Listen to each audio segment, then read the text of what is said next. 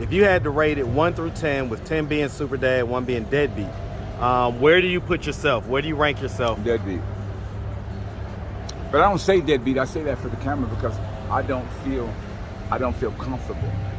And for me not feel, I don't like for people to say you're a good man because a good man takes care of his kids. And when I say take, my son loves me unconditionally, but I want to spend as much time with him. I was about to say time counts. You know, I understand that. I know in a few years ago, I don't want to live with the regret like I did with my daughter. And like, you know, you can't get those years back. So what are you doing to try to get that back, man, and get back in his life on a more full-time basis? Well, today I think, I know things are fixing to unfold, and you know, I don't know where the road turns. So let me just ask straight up, right? So you're 44 years old. You're a tall, strong, strapping man. Why can't you just go get a job? I can. I will. Why haven't you done that? I've been... What's up, YouTube? I want to take the time to say thank you to all the channel members. Guys, I couldn't do it without you. Make sure you like and subscribe each video. And if you haven't already, click the join membership. Become a member. Now back to the content. What's up, YouTube? Atlanta Street Interviews out here with another one. So we got my man with me today. What's going on, man? How you doing today? I'm just chilling, enjoying the day. All right. It is a beautiful day out here, man. I say that. All right. So are you homeless? I am. I don't like to say homeless. I like, because it's a state of mind. I just say I'm sleeping on the street for a while. I got you. How old are you? I'm 44. 44. Hey, man, you look great for 44, man. Yeah, no doubt. All right. So, you know, how long have you been in this state of homelessness? Oh, it seems like an eternity, but a little over a year. Probably about a year and a half. Year and a half? Yeah. So what was it that happened a year and a half ago to cause you to become homeless in the first place? Well, I moved up here from Alabama, and I was told I wasn't ready for Atlanta. Didn't prepare, and I didn't understand that it was going to be a struggle staying clean, which means off of cocaine in the hard form, crack. You know, that's socially unacceptable drug. But anyway, I fell hard. I've been back and forth, but pain is the greatest motivator. I got here and it.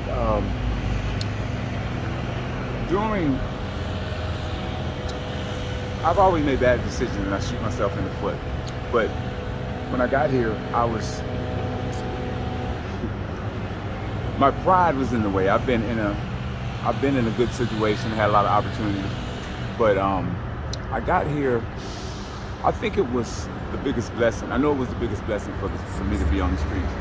Of course, I didn't handle it the right way. I came here, caught pneumonia under the bridge. I almost got killed under there. So wait, so let's put a pin in that, right? So real quick. So do you have any kids? I have a 21-year-old girl in Alabama, or lady, and I have a 6-year-old boy. 6-year-old boy? Yeah. Same mom or different moms? Different mom. He was here. One reason why he was here. That's why I came too. But recently, his mother got robbed on the side of the road. You know, somebody changed her tire, and there she moved to South Carolina, which, you know, is good for my son, you know. Okay, so have you ever been married? Never. Probably okay. never will. All right. So let's start from the beginning, man. So where are you from? I am from Muskegon, Michigan. You say where? Muskegon, Michigan. Muskegon? Yeah. Hey, man. Shout out that big Muskegon, Michigan, man. Shout it out, man. Shout out the whole Michigan, man. Especially, man, my good people in the D. What up, though? All day, man. But shout out big Michigan, man. All right. And so, growing up in Michigan, did you have both your mom and your dad in the household? No, never that. I was always there when my dad wasn't there. So I'm gonna ask you to speak up just a little bit because these folks mowing the lawn and stuff. My dad was back and forth. He was an alcoholic. He cheated on my mom a lot, and he was cold. So we was always glad when he left. He'd come back and forth, but when he was there, we had to walk on eggshells because he was. It was a tense environment when he was there. But he, you know, it ain't his fault. He was, I'd say traumatized as a child. You know, he has a reason to be the way he is. I don't judge him. But my mother, you know, she's kind of distant too. So, were they married? No, yeah. Okay. Are they still married? No. No? Okay. Oh, no. Are they still alive? Yes. My dad is kind of getting weak and frail, but he's nicer now. He can't remember who I am. He doesn't? Hey, he has to fumble which one I am, Yeah, okay, so I was just about to ask, I mean, growing up, did you have brothers and sisters? Yes, I have an older sister, and then a brother, and I'm the third, and I have a little brother named Patrick. We're kind of a distant family, we haven't an odd you don't do the family things like Thanksgiving and Christmas and stuff like that? We grew up in them.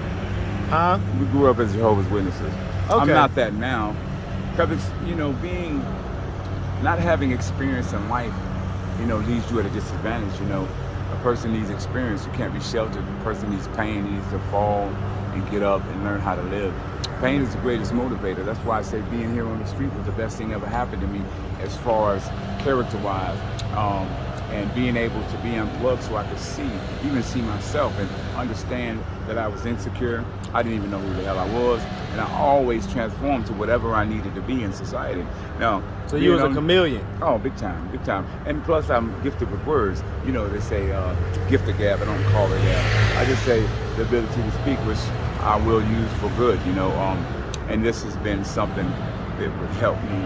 I mean, So let me ask, growing up, would you say you had a fairly normal childhood? No. Tell me about it. Well, can you ever imagine your mother never hugging you before? My mother never hugged me. My dad is not capable. My sister called me one day and she said, Adam, this was about 2 years ago. She said, Adam, did you remember Mom ever hugging you all the time? And I never thought about it. No, couldn't. Never. Yeah. Why do you think that was? My mom was disappointed. She wanted to, I don't judge her, but Speak up just a little bit. I think people have expectations when they get into a relationship and a marriage, and they want the perfect marriage. They want to stay together, and then when he left, I felt like she just, was like, if she could have turned back down the time, she would have probably we wouldn't have been there.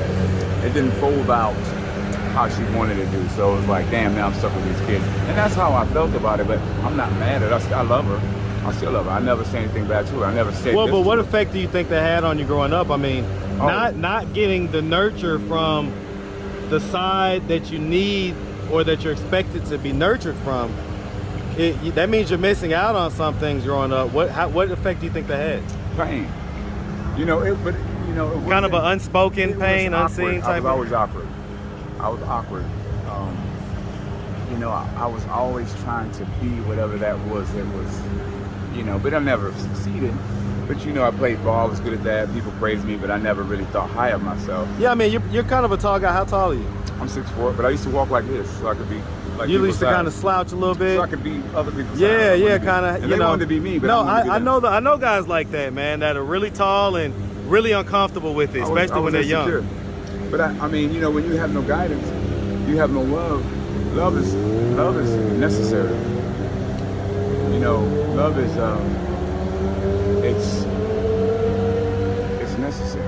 Well, of course. As humans, we need it. You're kind of the quintessential. Like when I look at dating shows online, all the ladies ask for the tall, dark, and handsome guy, right? And that's you. You're tall, dark, you're handsome, you're articulate. But I guess sometimes we just don't know what's on the inside, man. I'm growing now, but I'm not. I don't think I was. The most important thing for me, and which came from the pain, is the greatest motivator. And I can't. I've had enough pain, and I feel like I can't be broke by pain. And I feel like I know that I was meant to go through this to see things and see myself accurately, stop judging people, and help people by. Well, let me ask you this. So, you say you're 44. So, how old were you the first time that you smoked crack? In my late 20s, probably like 29. And so me and you were close in age, close enough. Where we grew up kind of knowing, crack was kind of an embarrassing drug, to be honest, stuff like that. We even had terms like crackheads. Yeah. What was it that made you try it for the first time? Somebody else was like, I'll do it, you do it. I was just, I guess you say that insecurity, that kind of unstable mind is driven and tossed by every wave, and I was, I didn't I didn't, I did whatever.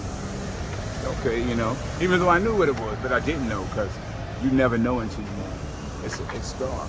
Well, what do you mean you didn't know though? I mean, we grew up in the same kind of culture. It's when you actually indulge, it's different. You know what I'm saying? It's not.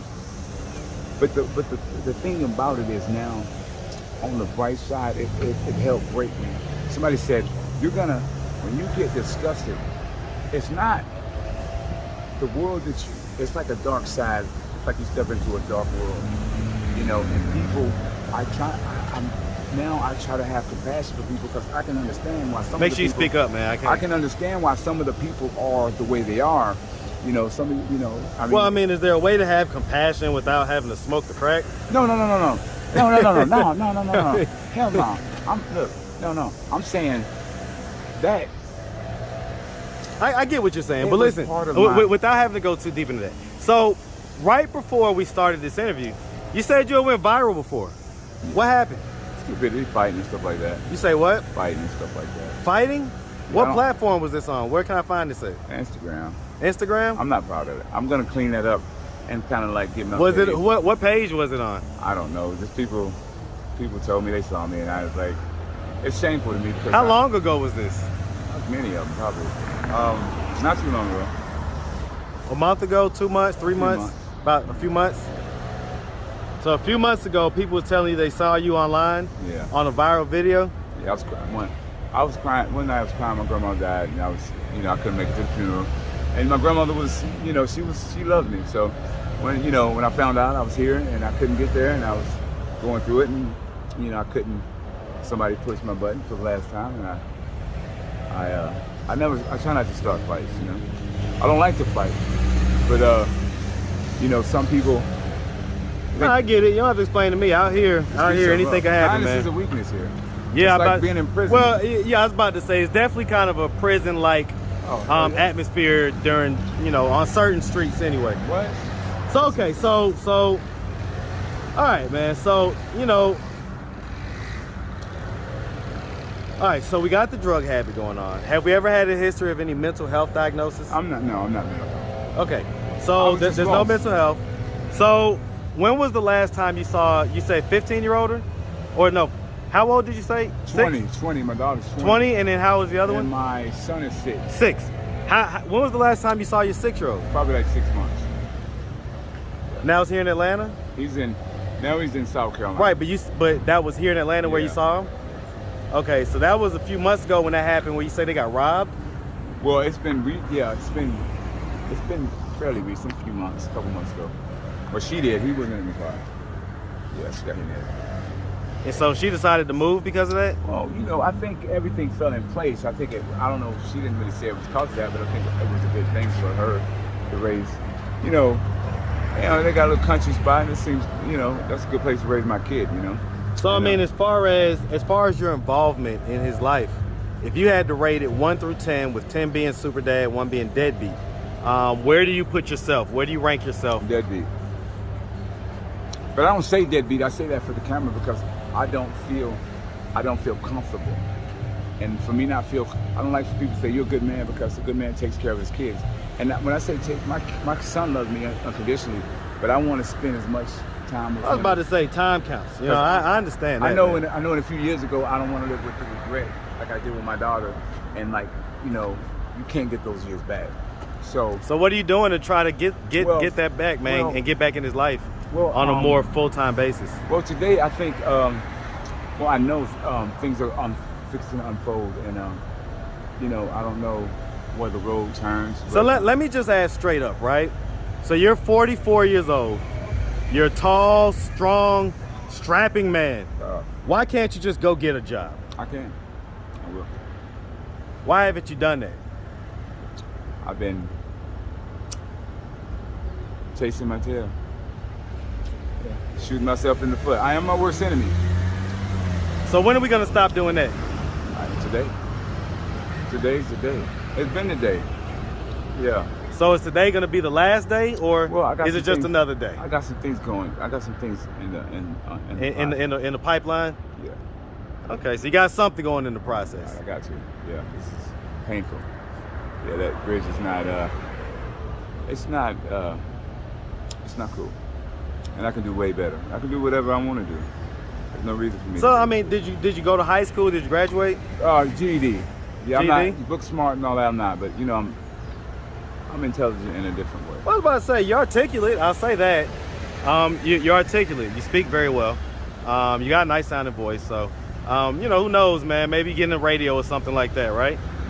All right, man. So, all right. Well, if anybody out there wanted to reach out, help, or donate, do you have a way they could do that? Do you have social media, Cash App, anything like that? No, I don't. All right, man. Well, listen, we really appreciate you taking the time, answering all of our questions. And, man, hey, listen, we definitely wish you nothing but the best out here, all right? All right. My guy, man. Make sure you have a good one. I'm not used to talking about that.